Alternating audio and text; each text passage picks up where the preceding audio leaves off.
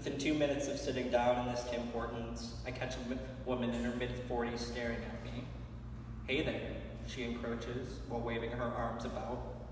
She says with a smile, "You know you look like the guy from the 3 Billboards movie, right?"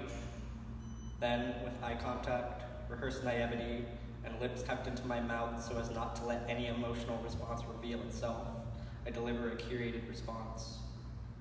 The man she was referring to is Peter Dinklage, the award-winning actor whose claim to fame include 3 Billboards Over Ebbing, Missouri, a film that earned itself 7 Oscar nods this past year.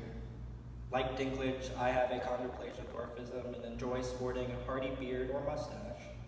But unlike Dinklage, I have noticeably darker hair, a nose ring, several visible tattoos, and stand a whole 4 inches shorter. Though it is by no means Dinklage's fault, these types of interactions have been frequent for me. Frequent enough to have their own set of prepared responses that vary from "yep" to "thank you for saying that," and on some days, "go fuck yourself." Amidst this onslaught of groundbreaking performances, Dinklage has begun to move Hollywood in the right direction for the representation of actors with dwarfism. However, these successes exist in woeful tandem with long-standing prejudices that root back to P.T. Barnum's ever-tarnishing circus midget pandemonium. Although Dinklage is a source of representation far beyond the days of court jesters and freak shows, public reaction has failed to adequately change their attitudes. Despite all the work from Dinklage to create multi-dimensional characters, society is still inclined to hold on to its tendency to reduce people with dwarfism as indistinguishable from each other.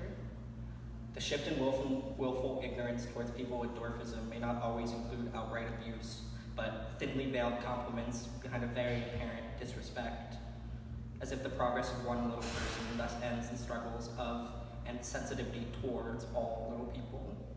Similar to what took place during the Obama years, when many white people felt that a black president marked the end of social constraints for black people worldwide. Average height people have taken Peter Dinklage's rise to fame as an excuse to put people with dwarfism under a microscope of discomfort.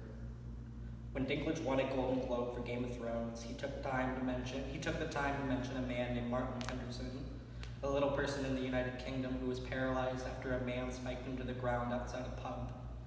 Prominent figures of the LP community have come forward about their struggles with suicide and the culture of silence it permeates. Although I may not be the spokesperson of all people with dwarfism, I am a witness of 23 years worth of uncomfortable conversations with strangers, and that alone should make me a credible source. And though I am unable to portray some of our generation's most memorable characters, I am one of the estimated 651,700 in the world with a story.